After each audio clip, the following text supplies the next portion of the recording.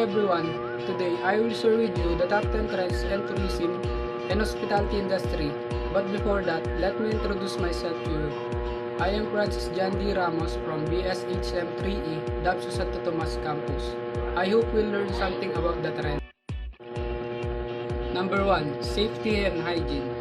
There are a number of hospitality trends that can be broadly described as being related to safety and hygiene, and these have become especially important with the emergence of COVID. As the world adjusts to the virus and efforts to contain the spread, it is essential that these concepts are priority of hotels, restaurants, bars, and cafes. Number 2. Contactless payments. Many of the biggest hospitality trends are concerned with reducing friction, and contactless payments have been one of the biggest examples of this. When contactless payments are accepted, customers save time on sorting through cash or entering their PIN. The emergence of things like Apple Pay and Google Pay also remove the need to even carry a wallet. Number 3. Robots hotel and restaurant settings. Automation ranks up on the list of hospitality trends to be aware of, and robotics is a good example of this taken further. Hotels, restaurants, and similar businesses can use robots to greet customers and provide customers information, while they can also play a vital role in security operations too. Within the hotel setting, robots have been used to offer room service and perform cleaning and other housekeeping chores. Meanwhile, restaurants can potentially use robots to carry out aspects of food service. This can be especially useful when dealing with restaurant customers who are trying to reduce close contact with people as much as possible. Next, sustainable hotels. Generally, society is becoming more environmentally conscious as it becomes clear sustainability is an important issue. These changing attitudes are filtering into the way travelers choose their hotel. Sustainable hotels look at eco-friendly construction, energy-saving waste management as priorities.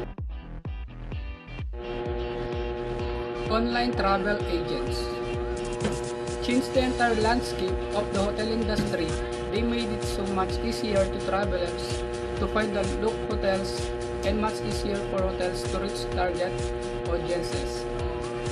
Hotels were able to brand build and occupy their rooms like never before.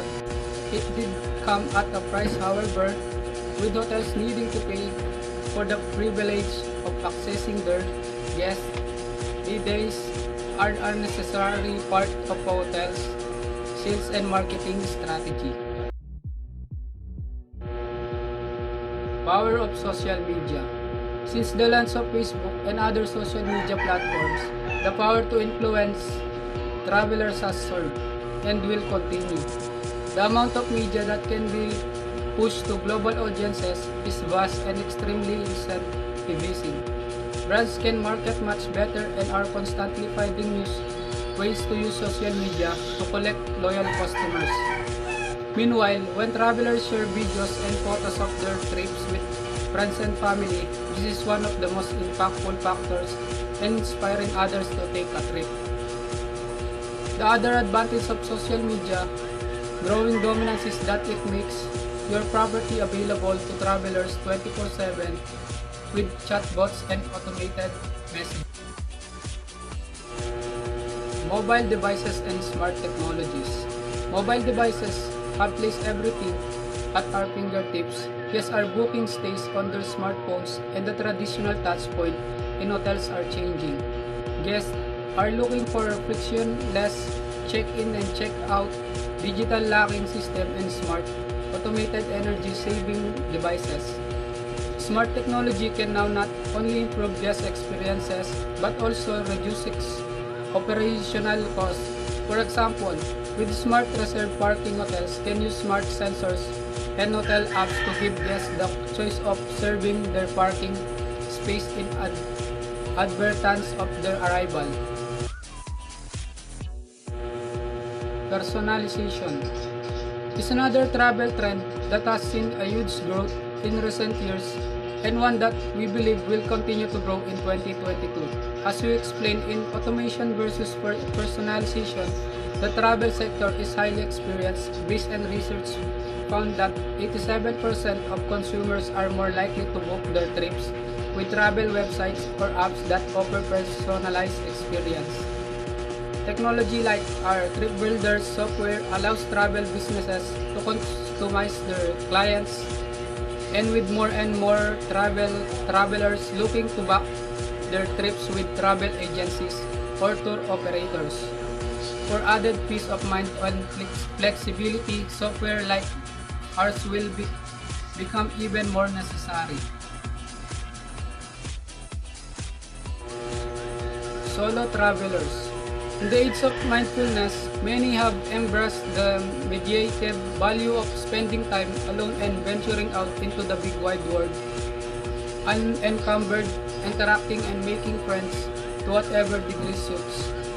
In an effort to make solo travelers feel comfortable, barriers between hotel staff and guests are being lowered. Interior design choices made to evoke a sense of homeliness and informal atmosphere.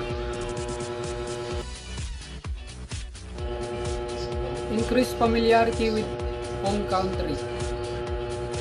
More experienced and knowledgeable who have now grown familiar with their own country and similar countries of the West. The same applies to the Chinese as well in the recent years. The richer people have been to the major popular destination in the mainland and Hong Kong, and therefore now look for the places that are new and distant such as Scandinavia and Iceland. In my realization for these trends and issues, we all know that the 2020 is the pandemic start, and in our country has no place to visit because we need to be safe. And we all know that trends has a big contribution in over the world. And in these trends, speed up the process to get a smooth and good outcome to the service for the sake of the others.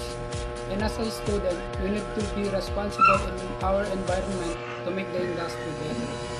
Thank you.